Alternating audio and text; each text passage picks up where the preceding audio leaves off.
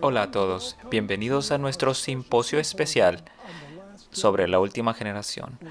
Nos alegra que pudieras unirte a nosotros. Antes de empezar, queremos tener una palabra de oración y luego daré una pequeña explicación sobre hacia dónde vamos. Así que inclinemos nuestros rostros con reverencia para la oración. Padre que estás en el cielo, venimos en tu impresionante trono en el poderoso nombre de Jesús, pidiendo que bendigas no solo esta presentación, sino que bendigas a cada orador y bendigas a todos aquellos que están viendo en televisión y redes sociales. Pido, Señor, que nos dé claridad de pensamiento y que des a todos nuestros corazones abiertos, dispuestos a recibir tu mensaje. Y te agradecemos por escuchar nuestra oración, porque lo pedimos en el nombre de Jesús. Amén.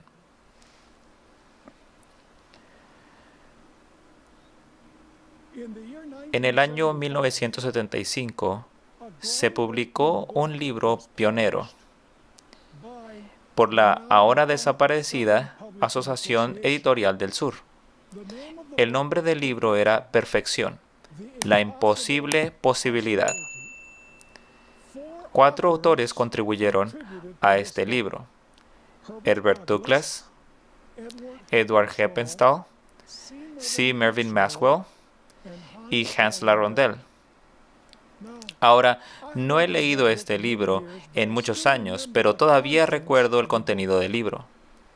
Básicamente, Herbert Douglas y C.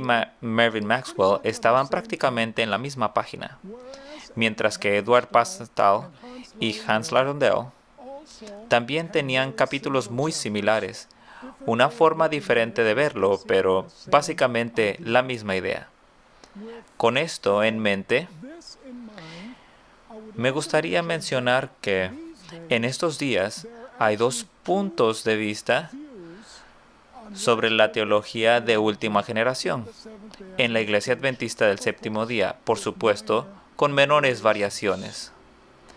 De esos 2 grupos vamos a hablar en este simposio en particular.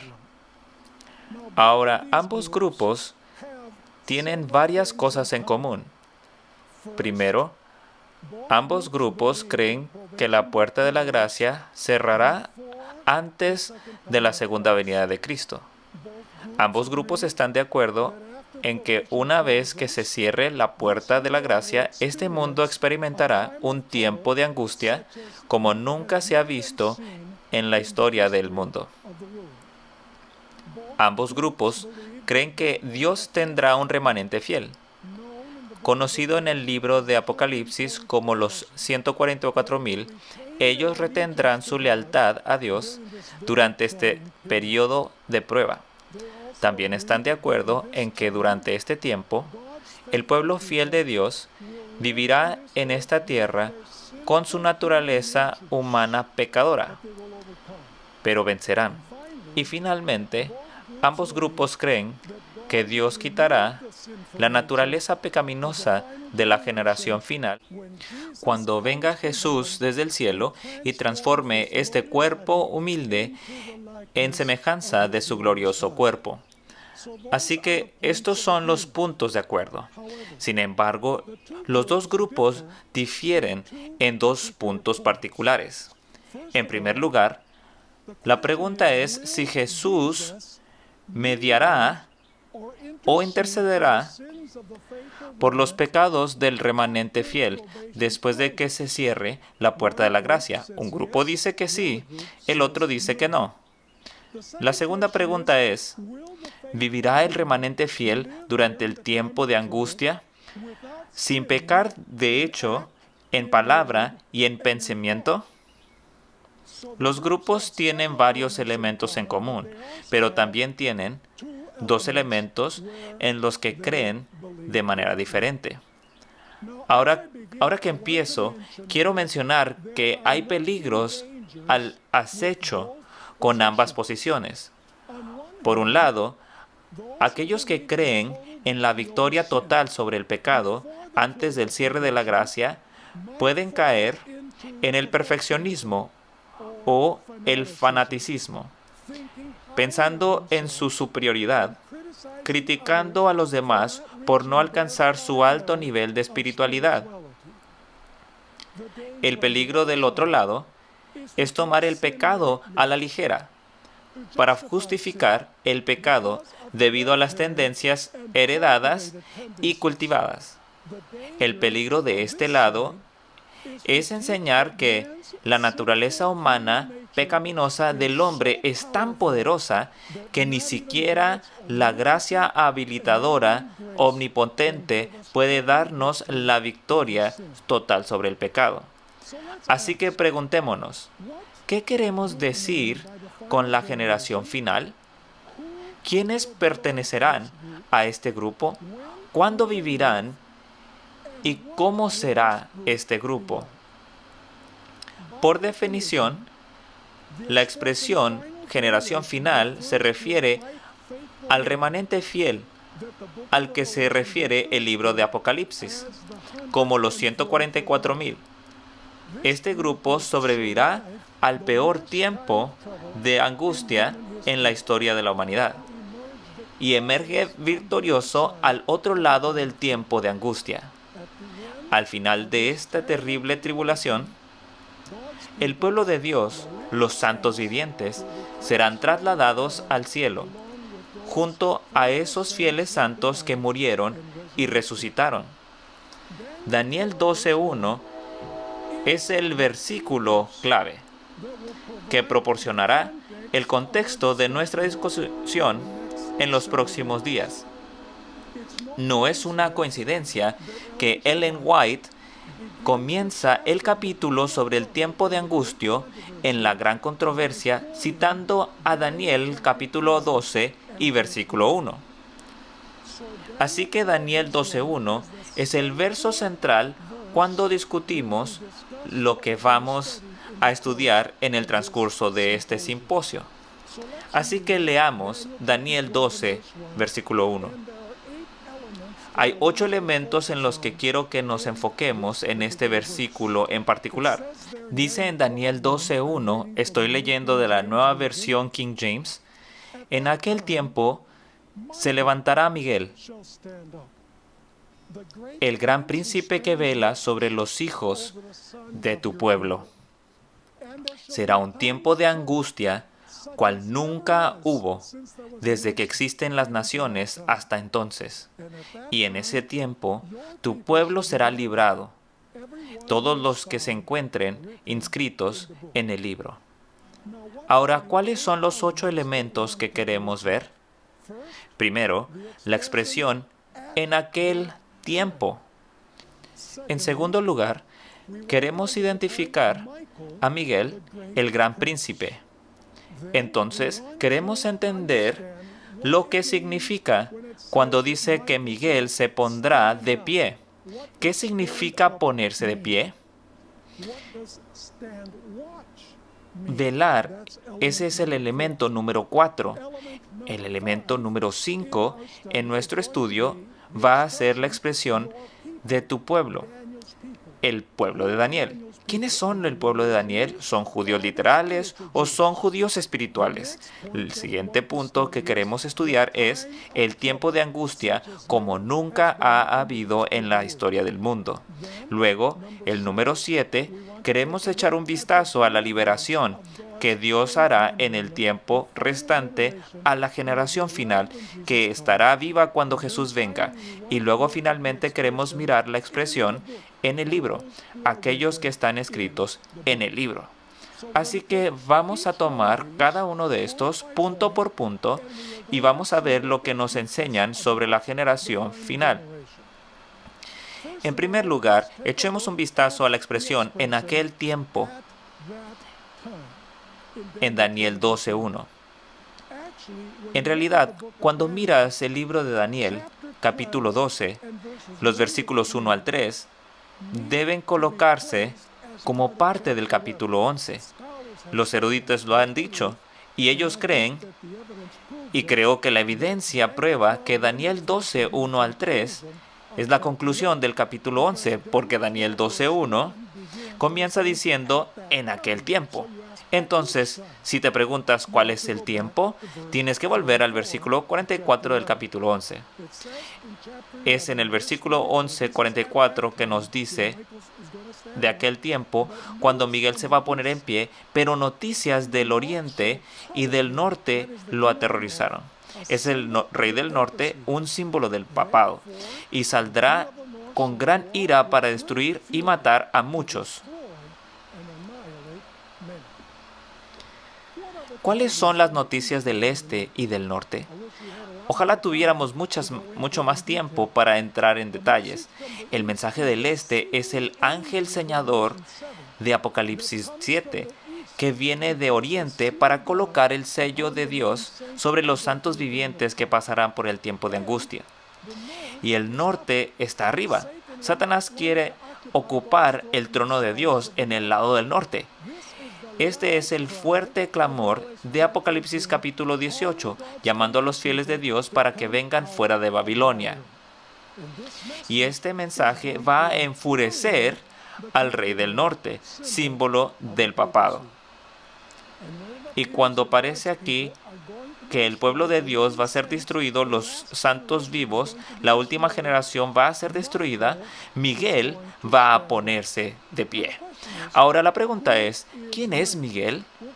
Volveremos a esto en un momento. Pero Miguel es en realidad una referencia a Jesús. El nombre Miguel significa ¿quién es como Dios? Eso es muy importante, porque si vas al libro de Apocalipsis encontrarás que al final del tiempo casi todo el mundo se va a preguntar, según el capítulo 13 de Apocalipsis y el versículo 4, ¿quién es como la bestia? Así que de un lado tienes a Miguel, cuyo nombre significa ¿quién es como Dios? Y en Apocalipsis tienes la bestia, ¿quién es como la bestia? Y agregaría que el nombre Miguel significa ¿quién es como Dios? Y agregaría ¿quién puede hacer la guerra contra él? Y en el capítulo 13 de Apocalipsis, ¿quién es como la bestia? Y el capítulo 17 de Apocalipsis dice, el Cordero hará guerra contra él. Y así Miguel es un símbolo de Jesucristo. Ahora, ¿qué significa que Miguel se pone de pie? ¿Qué significa la expresión ponerse de pie? La respuesta es que cada vez que aparece esta expresión en el libro de Daniel, se refiere a un rey que comienza a reinar sobre un reino. En otras palabras, levantarse significa que en este punto Jesús va a empezar a gobernar o a reinar sobre su reino. Sin embargo, no puede comenzar a reinar sobre su reino a menos que se demuestre quiénes son los miembros de su reino. Es el juicio investigador antes del cierre de la gracia que revela quiénes son los sujetos de su reino.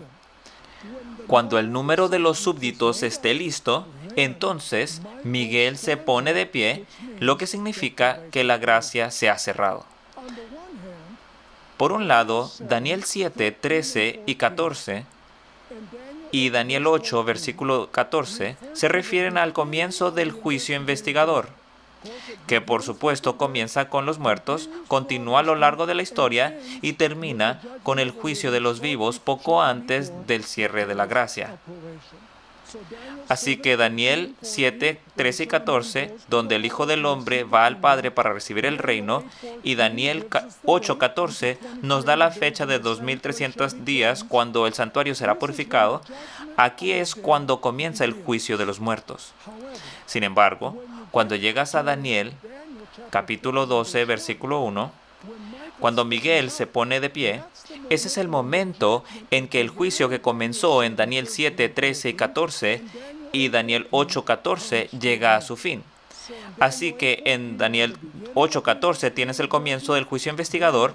En Daniel 12, 1, cuando Miguel se pone de pie, tienes la conclusión del juicio investigador. Así, el versículo 14 de Daniel 8 describe el comienzo del proceso de juicio investigador que revelará quién es un súbdito del reino de Cristo, y Daniel capítulo 12 y versículo 1 delinea el momento en el que el reino de Cristo está completo, porque el juicio investigador ha revelado quién es miembro de su reino. Ahora, cuando Miguel se pone de pie, encontramos que Jesús cambiará sus vestiduras. Ahora Jesús está vestido como un sumo sacerdote. Puedes leer esto en Hebreos 8, 1 y 2. Pero cuando Miguel se ponga de pie, se habrá quitado sus vestiduras sacerdotales y se vestirá con sus vestiduras reales, o lo que Elena White llama vestiduras de venganza. En Primeros Escritos, página 36, Elena White escribió: las naciones se están airando ahora, pero cuando nuestro sumo sacerdote termine su obra en el santuario, escuchen atentamente, se levantará. ¿Ves que ella define se levantará cuando Jesús termine su obra en el santuario? Y luego continúa, se levantará, se pondrá las vestiduras de venganza y entonces se derramarán las 7 postreras plagas. Por lo que se pone de pie, se cierra la gracia, todos los casos se decidieron, el reino de Jesús está completo y el tiempo de angustia termina. Ellen White, en Primeros Escritos, página 281, también escribió que Jesús será vestido con sus vestiduras reales, no solamente vestiduras de venganza, sino vestido como rey. Así es como Ellen White escribió en Primeros Escritos 281. Entonces vi que Jesús se despojaba de sus vestiduras sacerdotales y se revestía de sus más regias galas. Llevaba en la cabeza muchas coronas, una corona dentro de otra, rodeado de la hueste angélica, dejó el cielo. Así que se va a vestir con prendas de venganza. Todos los casos se decidieron, su reino está completo, porque todos los casos se han decidido en el juicio, y todos los que no están preparados cuando se cierre la gracia, recibirán las 7 últimas plagas. Vengan conmigo a Apocalipsis 19:11. Y luego leeremos los versículos 12 y 13. Ese Apocalipsis 19, versículos 11 y 12. Dice: entonces vi el cielo abierto, y he aquí un caballo blanco, y el que lo montaba se llamaba Fiel y Verdadero, y con justicia juzga y pelea. Sus ojos eran como llama de fuego, y había en su cabeza muchas diademas, y los ejércitos celestiales, vestidos de lino finísimo, blanco y limpio, le seguían en caballos blancos.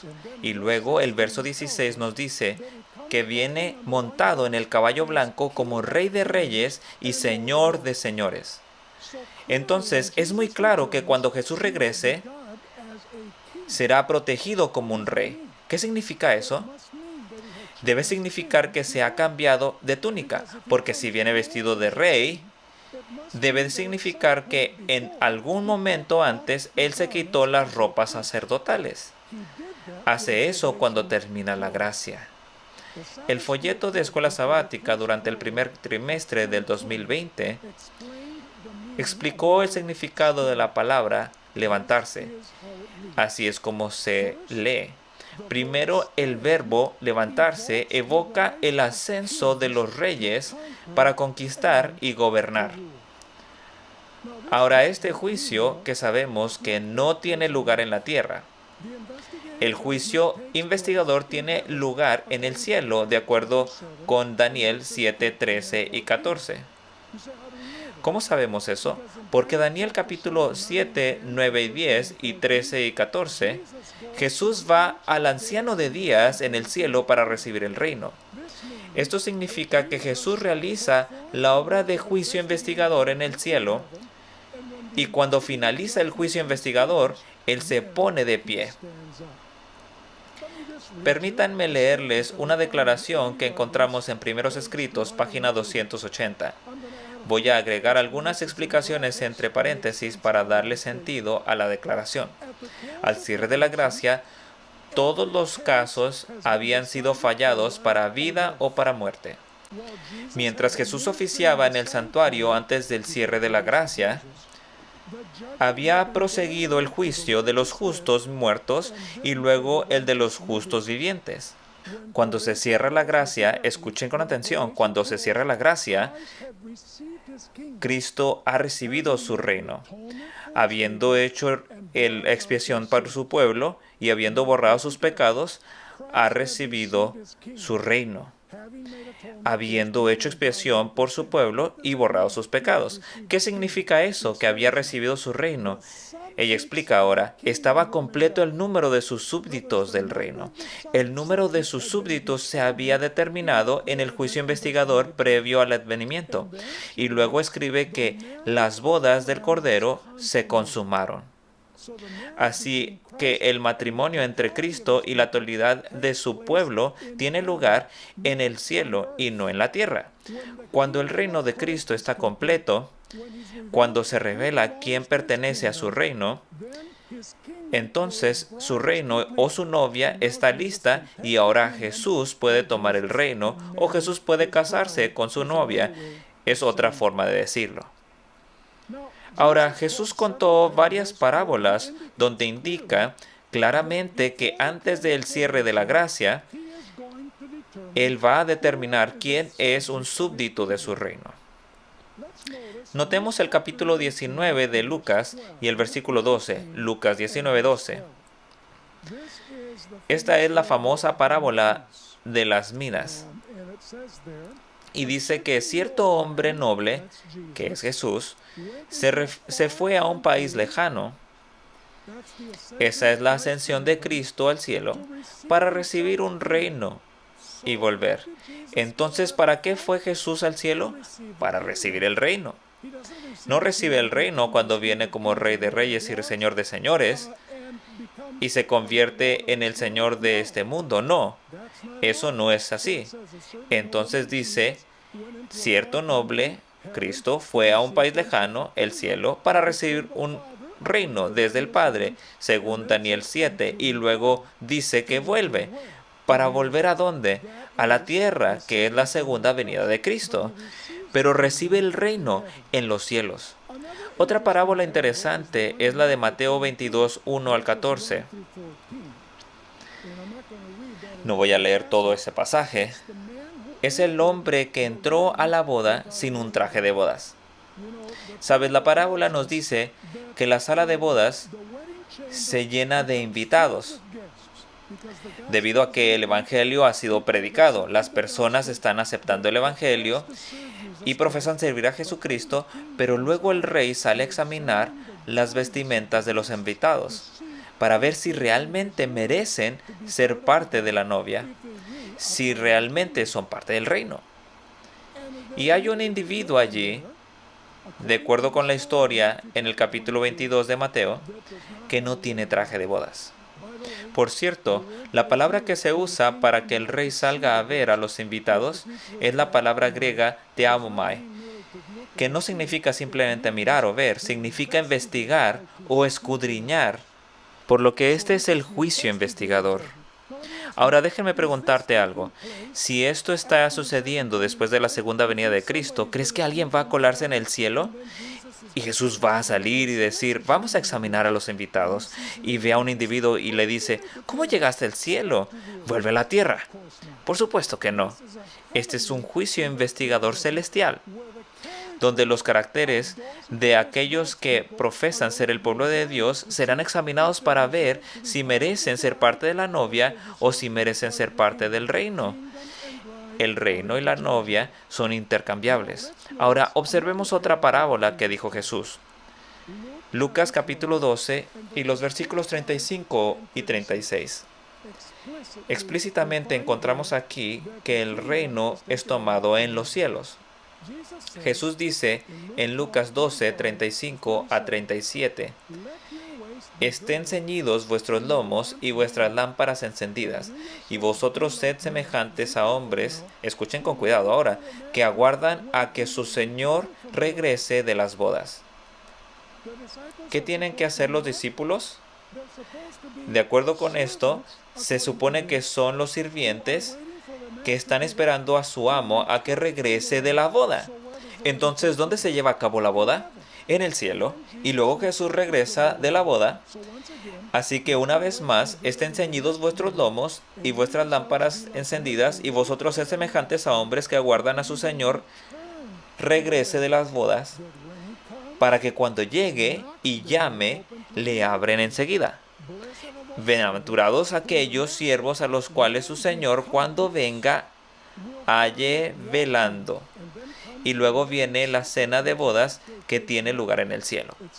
Dice allí, al final del versículo 37, de cierto os digo que se ceñirá y hará que se sienten a la mesa y vendrá a servirles.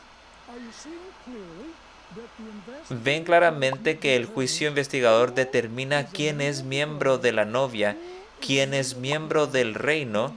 Cuando el reino o la novia se completan, Miguel se pone de pie, la gracia se cierra y no hay cambio de bando en ese momento. Ahora, cuando termine el tiempo de la gracia, los fieles en la tierra tendrán que vivir sin un mediador por el pecado. Permítanme leerles un par de declaraciones del Espíritu de Profecía. La primera está en el Gran Conflicto, la página 614. Cuando Él, Jesús, abandone el santuario, las tinieblas se envolverán a los habitantes de la tierra. Durante ese tiempo terrible, los justos, noten, no los malos, la última generación, los justos deben vivir a la vista del santo Dios. Por cierto, un Dios santo que no puede coexistir con el pecado, a la vista de un santo Dios sin intercesor. Nada refrena ya a los malos y Satanás domina por completo a los impenitentes empedernidos. ¿Te imaginas cómo será el mundo cuando Satanás tenga el control total sobre todos los malos? Ahora tiene ciertos periodos, pero imagina la condición del mundo cuando Satanás tenga el control total de todos los malvados, no de los justos, porque Miguel los protege. Así que una vez más, nada refrena ya a los malos y Satanás domina por completo a los impenitentes empedernidos. La paciencia de Dios ha concluido. El mundo ha rechazado su misericordia, despreciado su amor y pisoteado su ley. Los impíos han dejado concluir su tiempo de gracia. El Espíritu de Dios, al que se opusieron obstinadamente, acabó por apartarse de ellos. Desamparados ya de la gracia divina, están a merced de Satanás. Entonces Satanás no va a defenderlos como Miguel va a defender a su gente. Ella continúa, el cual, Satanás, sumirá entonces a los habitantes de la tierra en una gran tribulación final. Los ángeles de Dios dejen ya de contender los vientos violentos de las pasiones humanas, todos los elementos de contención se desencadenarán. El mundo entero será envuelto en una ruina más espantosa que la que cayó antiguamente sobre Jerusalén. Deberías leer ese capítulo. Es el primer capítulo de la gran controversia. Sabes, no sé cómo podría ponerse peor que lo que ella explica en ese capítulo. Y sin embargo, ella dice que el mundo entero, no Jerusalén, el mundo entero estará envuelto en la ruina más terrible que lo que cayó sobre la antigua Jerusalén. Ahora, en esta declaración que acabamos de leer, Elena de White, que los justos tendrán que vivir sin un intercesor después de que Miguel se levanta durante el tiempo de angustia. En otra declaración, en el Gran Conflicto 424, Elena White usa un sinónimo en vez de la palabra intercesor. Ella usa la palabra mediador. Permítanme leerles esa declaración. Los que vivan en la tierra, cuando cese la intercesión de Cristo en el santuario celestial, deberán estar en pie en la presencia de Dios Santo sin mediador. Como Jesús va a mediar por el pecado después del cierre de la gracia, después de que su reino esté listo, después de que su novia esté lista, no hay mediador. No hay intercesor. Y ella está hablando de que los justos no tienen un mediador o intercesor. ¿Cómo deben ser entonces? Nota que ella continúa. Sus vestiduras deberán estar sin macula, sus caracteres purificados de todo pecado por la sangre de la aspersión. Por la gracia de Dios y sus propios y diligentes esfuerzos, deberán ser vencedores en la lucha con el mal. Creo que es bastante explícito que sus túnicas deben estar impecables, su carácter es purificado del pecado por la sangre rociada, por la gracia de Dios y su propio esfuerzo diligente deben ser conquistadores en la batalla contra el mal.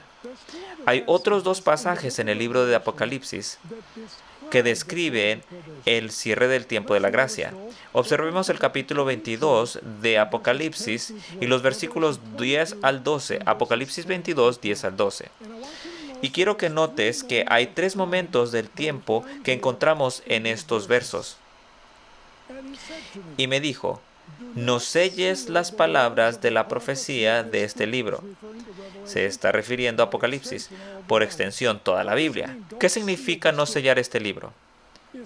¿La puerta de la gracia está abierta si el libro aún no se ha sellado? Por supuesto, porque un mensaje puede surgir de él. Pero viene un momento cuando se va a sellar el libro. Fíjese el segundo punto, porque el tiempo está cerca. ¿Qué tiempo está cerca? El que es injusto, sea injusto todavía. El que es inmundo, sea inmundo todavía. El que es justo, practique la justicia todavía. Y el que es santo, santifíquese todavía. Y luego tienes el tercer evento, que es la segunda venida de Cristo. He aquí, yo vengo pronto, y mi galardón conmigo, para recompensar a cada uno según sea su obra. Por lo que la puerta de la gracia está abierta mientras el libro no esté sellado. Entonces tienes el momento cuando los injustos seguirán siendo injustos, los inmundos seguirán siendo inmundos, los justos seguirán siendo justos y los santos seguirán siendo santos. Note también Apocalipsis 15 y los versículos 5 al 8. Apocalipsis 15, 5 al 8. Este también describe el cierre de la gracia. Antes de leerlo, déjeme preguntarle, ¿podemos entrar al santuario celestial hoy? Bueno, por supuesto no podemos entrar físicamente, pero ¿podemos entrar mentalmente? ¿Podemos entrar a donde está Jesús, donde nuestro mediador está? Absolutamente. Llegará el momento en que ya no vamos a poder entrar y no tengamos un mediador. Observa Apocalipsis 15:5. Después de estas cosas miré y aquí fue abierto en el cielo el templo del tabernáculo del testimonio. Ahora escucha atentamente. Apocalipsis 11:19. El templo en el cielo está abierto para comenzar el juicio. Aquí el templo no está abierto para comenzar el juicio. Aquí el templo está abierto para que salgan los siete ángeles con las plagas. Dice en el versículo 6, y del templo salieron los 7 ángeles que tenían 7 plagas, vestidos de lino limpio y resplandeciente, ceñidos alrededor del pecho con cintos de oro, y uno de los 4 seres vivientes dio a los 7 ángeles 7 copas de oro, llenas de la ira de Dios, que vive por los siglos de los siglos. Y ahora noten el versículo clave, y el templo se llenó de humo. Por cierto, la palabra templo en Apocalipsis se usa 16 veces y siempre se refiere al lugar santísimo del santuario celestial. Versículo 8 dice que el templo se llenó de humo por la gloria de Dios y por su poder, y nadie podía entrar en el templo hasta que se hubiesen cumplido las 7 plagas de los 7 ángeles. Vendrá un momento en que nadie podrá entrar en el templo celestial después de que se cierre el tiempo de la gracia. Se abre la puerta del santuario celestial para que los ángeles salgan con las plagas. Ahora este será un periodo terrible, el periodo del tiempo de angustia que se describe en la Biblia. Si el pueblo de Dios no tuviera un protector, dejarían de existir muy rápidamente. Ahora, lo notarás en Daniel, capítulo 12, versículo 1. Miguel se levanta para un propósito especial. Se pone de pie para poder defender durante el tiempo de angustia. El rey del norte intentará destruir los súbditos vivos del reino de Cristo. Y entonces Jesús se va a poner de pie para ponerse de su parte o para defenderlos. El pastor defenderá a sus ovejas. El marido protegerá a su novia. El soberano protegerá a su vasallo. Y la cabeza protegerá su cuerpo. Varias versiones describen este ponerse de pie como hacer guardia. Algunas versiones traducen como cubrir o proteger. Como ves, Durante este tiempo Jesús no será un mediador para su pueblo, pero Jesús será su defensor o su protector. A veces los ministros dan la impresión de que cuando se cierra la gracia, ¿estarás solo, amigo? No, el pueblo de Dios no va a estar solo. Jesús no dijo, he aquí que estoy contigo siempre, incluso hasta el fin del tiempo de la gracia. Dijo, estoy contigo siempre hasta el fin del mundo. Y entonces, ponerse de pie significa que al cerrarse la gracia, el guardia se pone de pie. Es decir, Jesús va a proteger su reino, Él va a proteger a su novia. Ahora, ¿qué significa la expresión sobre los hijos de tu reino? Más adelante en el versículo 1 dice, sobre tu pueblo. La pregunta es, ¿quiénes son el pueblo de Daniel? Bueno, Daniel era un judío literal. Así que eso debe significar que la gente de la que se habla aquí son judíos literales, ¿verdad? No, aquí estamos tratando con el Israel espiritual. Por supuesto, la pregunta que la gente hará es, ¿qué principio te da derecho a decir que la expresión tu pueblo en las 70 semanas, donde dice que 70 semanas están determinadas para tu pueblo, Daniel refiere al Israel literal, mientras que en Daniel 12:1, tu pueblo se refiere al Israel espiritual? ¿Qué principio hermenéutico puedes usar para decir esto, que se aplica literalmente en los días de Daniel y se aplica global, espiritualmente, al final de los tiempos? Déjame darte otro ejemplo.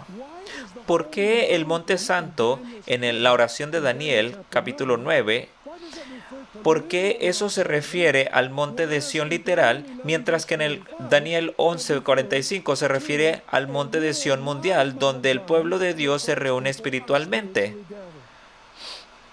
Encontramos la respuesta a estas preguntas entendiendo que mientras la teocracia hebrea regía, Israel era local y literal. Sin embargo, cuando la teocracia llegó a su fin, en el año 34, debemos entender la palabra Israel como espiritual y global.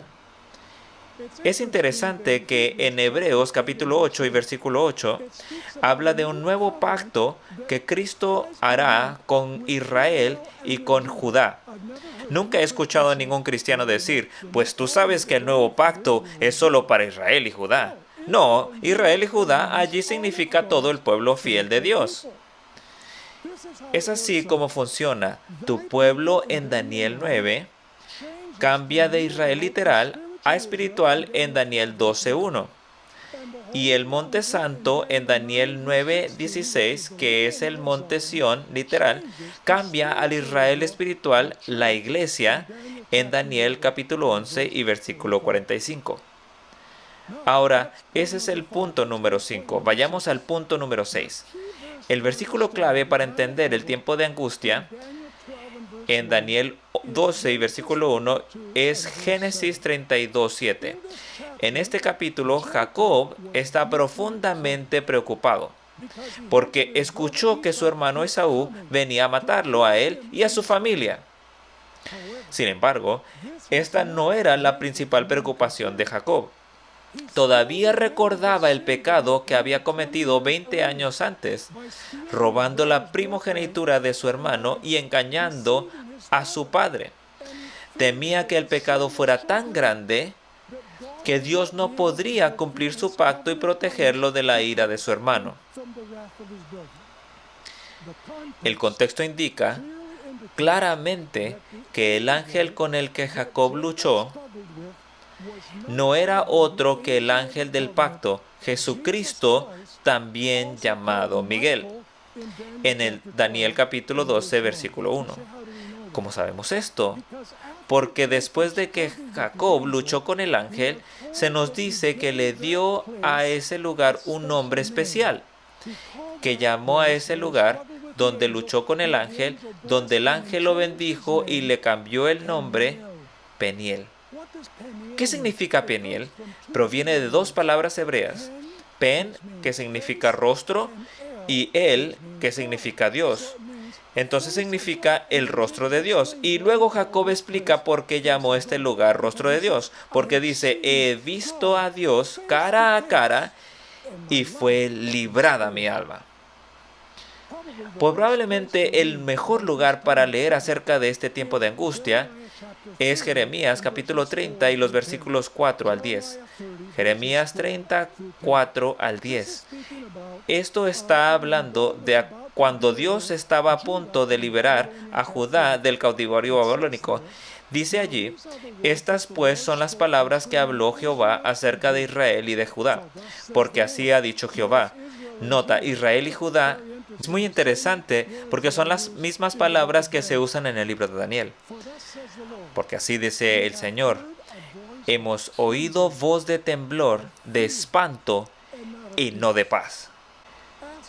Inquirid ahora, y mirad si el varón da a luz. En otras palabras, el dolor es tan grande que es como dolores de parto.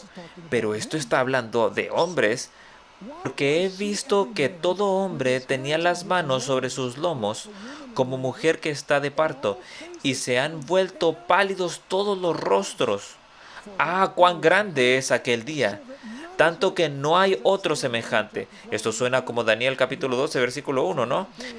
Que no hay otro semejante a él. ¿Y es tiempo de qué? Tiempo de angustia para Jacob. Pero ahora fíjense en la promesa. Pero de ella será librado. Al igual que Jacob se salvó de la ira de Esaú. Luego viene la promesa, versículo 8. En aquel día dice Jehová de los ejércitos, yo quebraré su yugo de tu cuello, el yugo de Babilonia, y romperé tus coyundas. Y extranjeros no lo volverán más a poner en servidumbre, sino que servirán a Jehová su Dios. Y David su rey, por supuesto, está hablando acerca de Jesús, y a David su rey, a quien yo les levantaré. Tú pues, siervo mío, Jacob, no temas, dice Jehová, ni te atemorices, Israel. Porque he aquí que yo soy el que te salvo de lejos a ti, y a tu descendencia de la tierra de cautividad. Y Jacob volverá y descansará y vivirá tranquilo, y no habrá quien lo espante. ¡Qué descripción tan vívida del tiempo de angustia y la liberación! Está hablando de un evento literal en el Antiguo Testamento que es tipológico de la liberación global del tiempo del fin, del pueblo fiel de Dios. ¿Cómo será este tiempo de angustia? La generación final tendrá una preparación especial para este tiempo. Sí, recibirá la lluvia tardía, proclamarán el fuerte clamor. La plenitud de la luz de Dios brillará sobre ellos, como ninguna otra generación en la historia del mundo. Y el tiempo de angustia será el peor también, lo que exige una preparación especial. Note el volumen 6 de Testimonios, página 408. Los hombres no pueden discernir a los ángeles que como centinelas refrenan los cuatro vientos para que no soplen hasta que estén sellados los siervos de Dios. Pero cuando Dios ordene a sus ángeles que suelten los vientos, es cuando Miguel se pone de pie. Cuando se cierra el tiempo de la gracia, habrá una escena de contienda que ninguna pluma podrá describir. Pueden imaginar los pensamientos más terribles sobre lo que sobrevendrá y todavía va a ser peor. Veamos también Primeros Escritos, página 280. Al salir Jesús del lugar santísimo, oí el tintineo de las campanillas de su túnica. Una tenebrosa nube cubrió entonces a los habitantes de la tierra. Ya no había mediador entre el hombre culpable y un Dios ofendido. Ahora ella está diciendo que para los malvados tampoco. Mientras Jesús estuvo interpuesto entre Dios y el pecador, tuvo la gente un freno. Pero cuando dejó de estar entre el hombre y el Padre, desapareció el freno.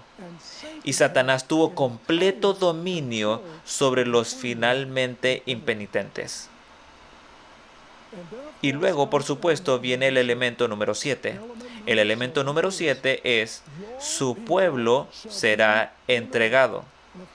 Y por supuesto, estamos tratando con los santos vivientes de Dios al final del tiempo, los 144,000 que están en todo el mundo.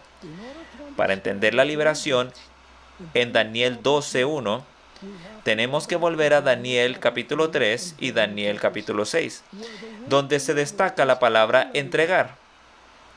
Estos dos capítulos tienen muchos puntos en común. Ilustran las pruebas, la fe, la liberación de la generación final. Nota, por ejemplo, el capítulo 3 de Daniel.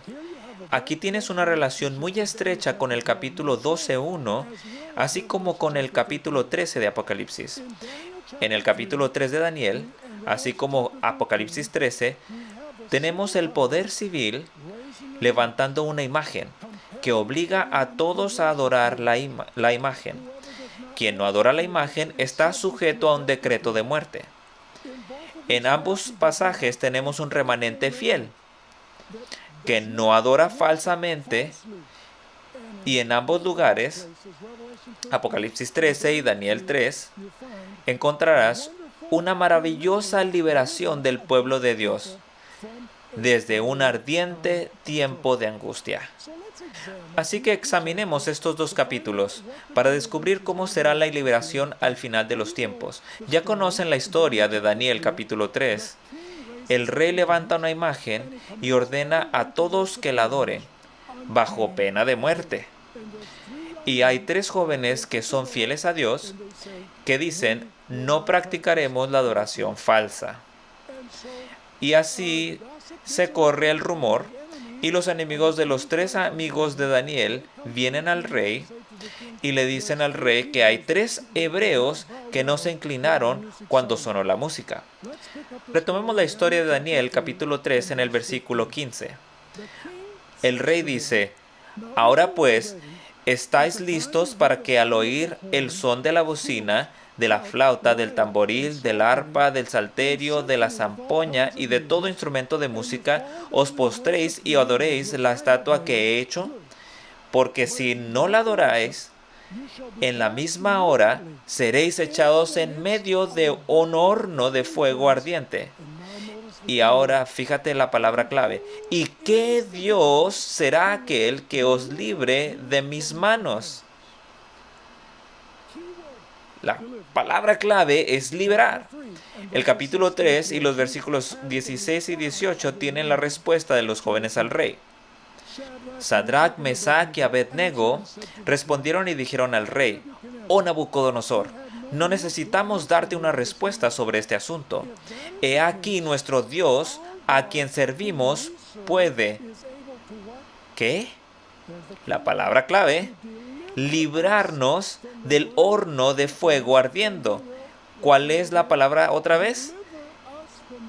De tu mano, oh rey, nos librará. Y si no, sepas, oh rey, que no serviremos a tus dioses, ni tampoco adoraremos la estatua que has levantado. La obediencia a Dios era más importante que sus vidas. Luego Daniel 3:19 tiene la reacción del rey. Está enfurecido.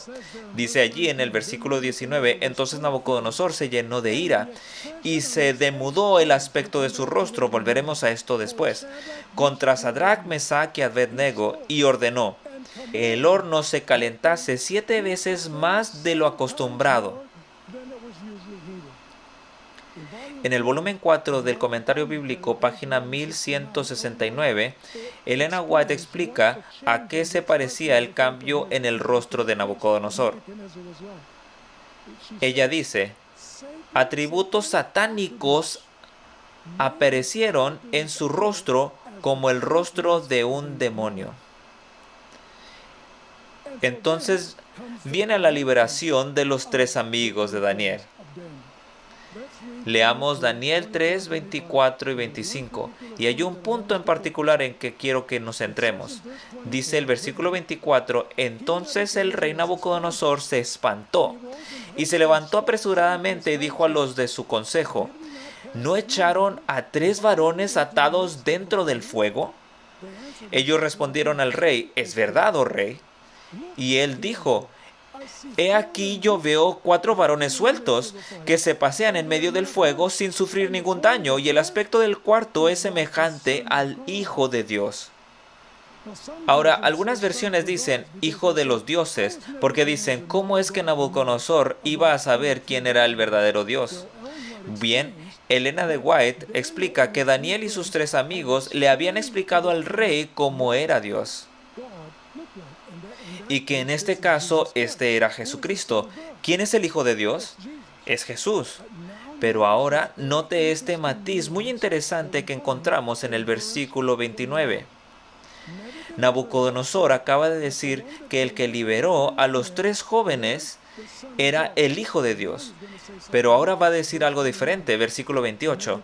Entonces Nabucodonosor exclamó, bendito sea el Dios de Sadrach, Mesach y Abednego, que envió ¿a quién? A su ángel. ¿Cuál ángel? Miguel. Del capítulo 12 y el versículo 1, amigos. Quien envió a su ángel. ¿Cuál es la próxima palabra? Liberar. Y liberó a sus siervos. ¿Qué tipo de siervos eran? Unos que confiaban en él, no cumplieron el edicto del rey y entregaron sus cuerpos antes que servir y adorar a ningún otro Dios fuera de su Dios. Luego el rey hace un decreto en el versículo 29. Una vez más, la palabra liberar es clave. Por lo tanto, decreto que toda persona de cualquier pueblo, nación o lengua que hable sin respeto del Dios de Sadrach, Mesach y Abednego sea descuartizada y su casa convertida en muladar, por cuanto no hay Dios que pueda librar como este. ¿Cuál es el pensamiento central de Daniel capítulo 3? No es el horno ardiente, es la liberación del horno de fuego. ¿Acaso el pueblo de Dios va a pasar por una prueba de fuego? Vaya al capítulo del tiempo de angustia en el gran conflicto. Ellen White dice que las llamas parecen consumir a aquellos que están pasando por el tiempo de angustia, pero ahora no es un horno literal, es un horno espiritual al final de los tiempos. Ahora vayamos a Daniel capítulo 6 y una vez más el tema central es la liberación. Estas historias, amigos, ilustran en la historia lo que va a suceder en la escatología. Ya pasó una vez antes, así que podemos estar seguros de que volverá a suceder. Vayamos al capítulo 6 de Daniel. Ya conoces la historia. Comencemos en el versículo 5. Entonces dijeron a aquellos hombres, los enemigos de Daniel, no hallaremos contra este Daniel ninguna ocasión para acusarle si no la hallamos contra él en relación con la ley de su Dios. Es la controversia final sobre la adoración y la ley de Dios, ciertamente lo es. Así que ahora van ante el rey y le dicen al rey, oh, te amamos tanto, rey. Por favor, da un decreto que nadie pueda hacer una petición más que a ti, pero a ningún Dios por 30 días. El rey dice, oh, me aman tanto. Eso es lo que están pensando. Fíjense en los versículos 6 al 9. Vinieron los gobernadores y sátrapas delante del rey. Este es Daniel capítulo 6. Y le dijeron así, Rey Darío para siempre vive.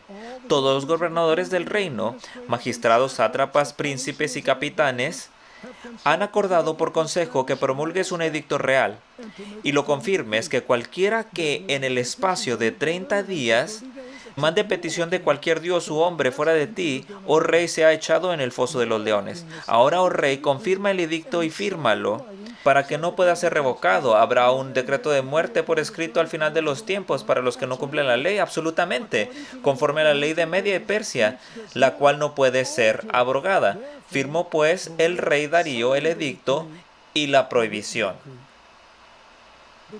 ¿Daniel cambió sus hábitos de oración? No. El versículo 10 nos dice que Daniel sabía que el decreto escrito estaba firmado, se fue a casa y en su habitación superior, con las ventanas abiertas hacia Jerusalén, se arrodilló 3 veces ese día y oró y dio gracias a su Dios, como era su costumbre desde los tiempos primeros. Por cierto, Daniel 3 muestra lo que sucede cuando el poder civil establece la religión. Porque el rey estaba estableciendo la adoración, tienes que adorar la imagen. Daniel, el capítulo 6, muestra lo que sucede. cuando se prohíbe el libre ejercicio de la religión, porque Daniel tenía prohibido orar. Y ahora los enemigos van al rey y le dicen al rey, y el rey lo lamenta y dice, oh, estos tipos me engañaron. Y amo tanto a Daniel, es un trabajador tan fiel aquí en el palacio. Pero no pudo librar a Daniel. Leamos los versículos 14 al 22 para ver cuál es la palabra clave. Cuando el rey oyó el asunto, le pesó en gran manera y resolvió ¿qué? Librar a Daniel. Y hasta la puesta del sol trabajó para librarle. Pero aquellos hombres rodearon al rey y le dijeron, sepas, oh rey, que es la ley de Media y Persia que ningún edicto u ordenanza que el rey confirme puede ser abrogado.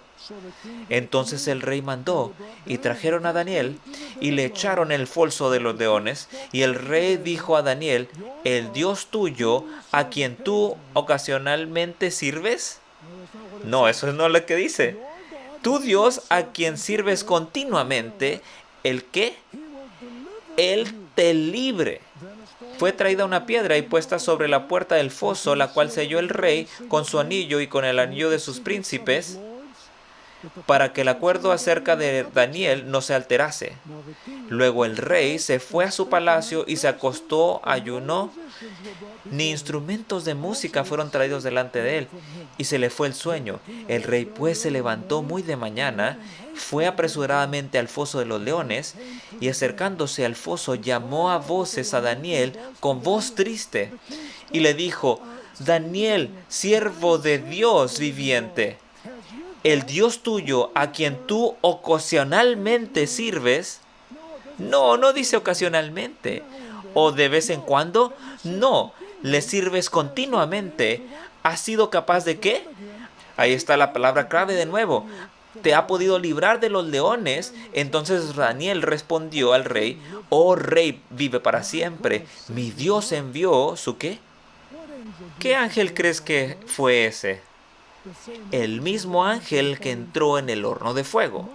Mi Dios envió su ángel, el cual cerró la boca de los leones, para que no me hicieran daño, porque ante él fui hallado inocente y aún delante de ti, oh rey, yo no he hecho nada malo. Ah, dice el versículo 23. Ahora el rey estaba muy contento por él y ordenó que sacasen a Daniel del foso. Así que sacaron a Daniel del foso y no se encontró ninguna herida en él. ¿Por qué? Porque creía en su Dios. La palabra creía se puede traducir como confiaba en su Dios.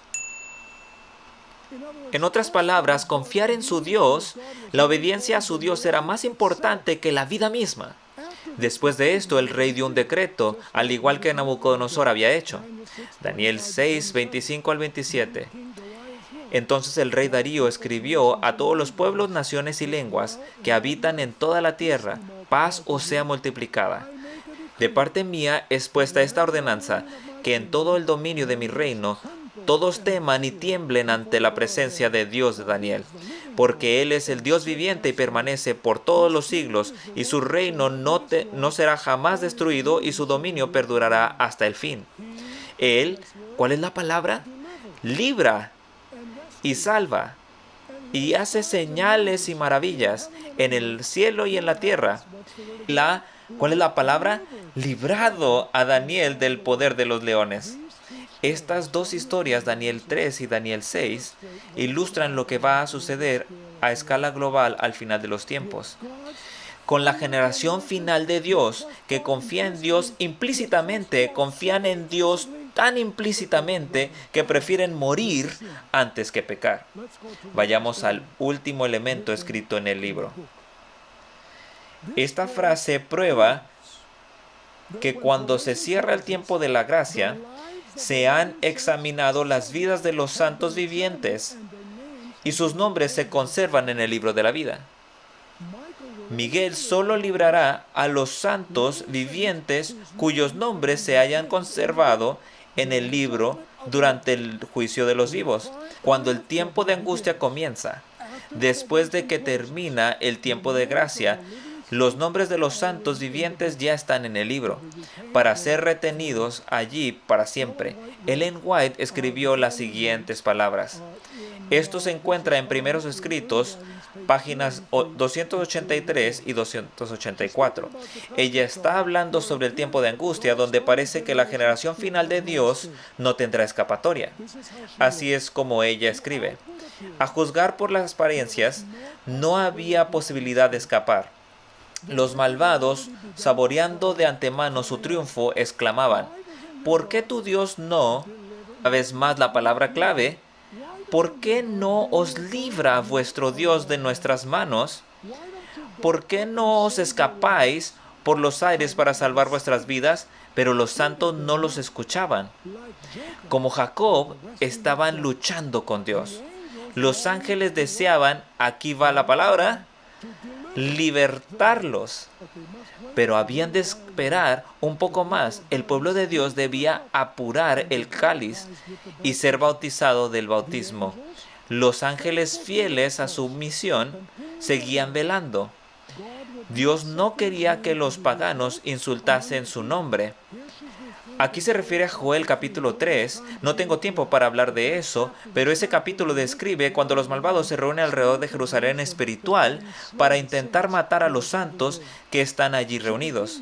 Ella continúa escribiendo.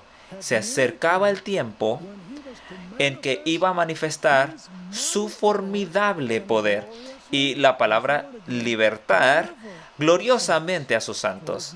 Por la gloria de su nombre iba a, la palabra otra vez, libertar a todos los que pacientemente le habían esperado y cuyos nombres estaban escritos en el libro. ¿Entiende que los nombres de los santos vivientes se han retenido en el libro antes de que llegue el tiempo de angustia? Muy claramente encontramos el juicio investigador en Daniel 12:1, porque los nombres de los vivos en el juicio se han retenido en el libro. Me gustaría terminar leyendo dos declaraciones del Espíritu de Profecía, poderosas declaraciones sobre esta generación final, esta generación del tiempo del fin, lo que me gusta llamar la generación fiel. La primera declaración está en el tomo 4 de Testimonios, página 495. Satanás ofrece a los hombres los reinos del mundo a cambio de que ellos le entreguen la supremacía. Muchos sacrifican así el cielo. Ella escribe, mejor es morir que pecar. Mejor es necesitar que defraudar. Mejor es pasar hambre que mentir. En otro comunicado que encontramos en el tomo 5 de Testimonios, página 53, aquellos que prefieren morir antes que realizar un acto incorrecto son los únicos que serán encontrados fieles. Amigos, creer que hay una generación del tiempo del fin que será totalmente victoriosa sobre el pecado en acción, en pensamiento, en palabra, no es legalismo. Se convierte en legalismo solo cuando te sientes seguro, justicia propia, y criticas a los que crees que no alcanzan tu alto nivel de espiritualidad. El apóstol Pablo escribió, ocúpate en tu propia salvación con temor y temblor. No dice, ocúpate de la salvación de tu prójimo con miedo y temblor. La generación del tiempo del fin estará tan enfocada en Jesucristo, en su pureza, en lo que hizo en Getsemaní y en la cruz, que dirán como Job, aunque me mate, confiaré en él.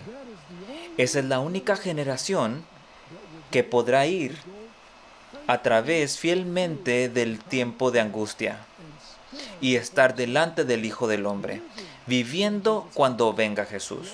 Los únicos que dirán, he aquí, este es nuestro Dios, lo hemos esperado y nos salvará. Y durante este simposio vamos a discutir muchos temas diferentes en relación a la generación final. Así que estén atentos, miren el calendario y esperamos verte la próxima vez cuando continuaremos estudiando juntos.